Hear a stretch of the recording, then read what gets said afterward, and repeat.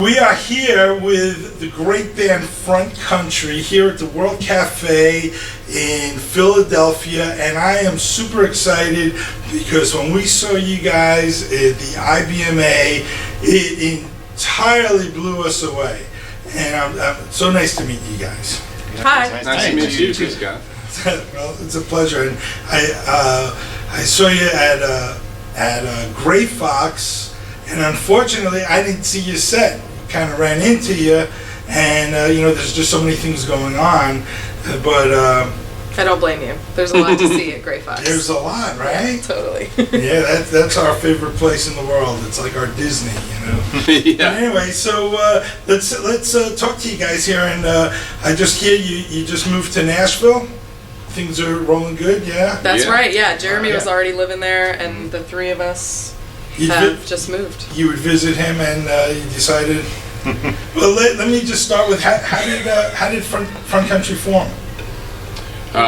Well, Front Country formed about 4 years ago out in San Francisco. It was kind of a random occurrence. Some guys got together, a group of musicians who were friends. We've known each other for a while out there in the scene at this little club in the Mission District of San Francisco called the Atlas Cafe, and that gig turned into a monthly gig, and we all enjoyed playing together and kind of went from there. We started working out some real material, and month after month, we'd bring new tunes to the table, and after a while, what kind of really got it going was we decided for fun to go out and compete at the band competition at the Rocky Grass Festival. Oh, no kidding! In Colorado. Some of the guys had been out there before, some of us had not, and we didn't really have any plans to win or need to win. We just wanted to go and have fun, and we felt pretty good about the music we were making, and so we went out there and we ended up winning the thing. Wow. And that kind of started us taking it a little more seriously. Well, speaking about winning, Melody, you won the Momentum Award. That was terrific. that was congratulations. Thank on you. That. I've never won a singing award before, so that was really special. Well, that was Yeah, great. it That was great. terrific. We ran into you guys at the IBMA, and I just to say there are so many bands there, and when we were driving home, and we were listening to you guys quite often. We just really dig the sound, and when I looked up to see what other people say about you guys, it's just so amazing to hear such a variety of different descriptions of you guys. What are they saying Mostly about us? confusion. Well, it's all good stuff. It's all good stuff. But anyway, so how did you come up with the name Front Country? Actually, the two people that originally sort of got that first gig at this coffee shop, I thought it was a club. at this club. I know we got to stay on A message. nightclub. Yeah, right. It was a sandwich place. There was a sandwich shop. I don't know, man. Good trout sandwich.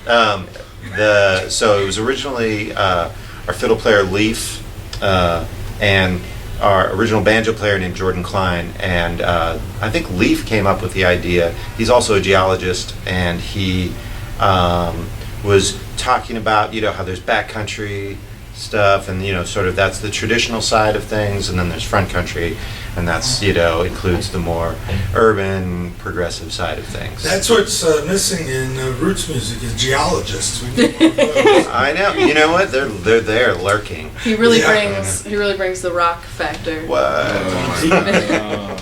Well, so when you're putting together songs, and what's the process? You just kind of, one of you come up with a song and you bring it to the table, and how long does it take to evolve to become what it is? I guess that varies, huh? Our arrangement process is really collaborative. I write a lot of the songs with words, and Roscoe writes a lot of the songs without any words, otherwise known as instrumentals. And They all have words. generally, They're just, and then just don't sing them. yeah, you just don't sing them. Yeah, they have words. You have to ask him. He'll whisper them to you. So that'll happen, or other people in the band will bring cover song ideas. or traditionals, and then we'll get together, and there's no shortage of ideas and perspectives in front country, and everybody's got like a lot of ideas. It's really fertile ground. A lot of the people in the band have formal musical training and are composers themselves, so it leads to a lot of really cool ideas. Who and are when you the mash them all up. who are the influences for? I mean, everyone must have different ones. Who are the guys and girls that you guys grew up listening to? Anyone that would really surprise us? There are so many, I think, for all of us. You know, there's some things that we all share, but we also have pockets of kind of our own unique interests. You know. So give a few. Some that would surprise us. If you look at our most recent release, the mixtape EP, there's just the diversity on that, you know. So we've got a Kathy Kallick song that's sort of representative of California bluegrass, and then what else is on there? Prog rock. There's a King Crimson song. There's you know. 80s rock. What's the 80s rock one? The Voice Don of Henley Summer. tune. Oh yeah, there's a Don Henley tune. That's right. There's folk. And then there's sort of a folk indie rock kind of element to it as well. And then there's a song "Business" by Soonyards. Right? Nice. So yeah, there's that. There's our influences, and then there's also, I think it's important to see ourselves as part of a lineage of new acoustic, progressive roots and bluegrass music. There's like so many great people that came before us that I think definitely helped me think that this kind of band was possible, and that includes like, you know, just before us were like Crooked Still and Joy Kills Sorrow and Punch Brothers, and then, you know, before that you had like Bela Fleck and the Flecktones, and who else were influences for your new acoustic thing? This like, I mean, all the standard ones, you know. I mean, for me, playing guitar, you know, Tony Rice, of course. Sure. I mean, one of the things about this group that I've always found interesting is that none of us grew up playing traditional bluegrass like in a family band or anything like that. Some of us grew up playing acoustic music and listening to it and going to, you know, bluegrass concerts and whatnot, but we all bring a lot of different perspectives musically. I mean, I spent a lot of time playing rock and roll and studied jazz. Roscoe played classical music for a long time. And you could hear it in the music, and that's why when I was saying before about different people having a lot of different ways of describing you guys, it's kind of hard to describe in as much as you could hear all the different elements of different styles of music within it. I just think it's terrific. So,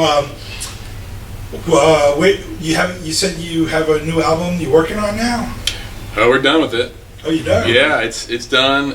It's just going off to the first duplication process today, and really? it's coming out in April.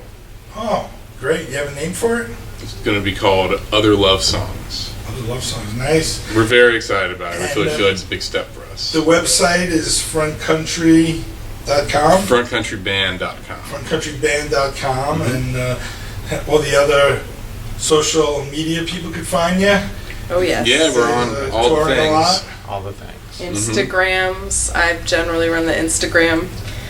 Jeremy does the Twitter most of the time, although we all share different things and tweet and gram each other, and then we do the Facebooks. And Definitely, I would tell everyone it is a band. You guys are a band to see, because once you guys get going, it was terrific, and I really, honestly feel that when we walked away from the IBMA, we're always excited about new bands, but now we're super excited, and it's really a pleasure to meet you guys, and thank you so much for your time. yeah, Thank you, thanks. Scott. I really appreciate it. All right, have a good one.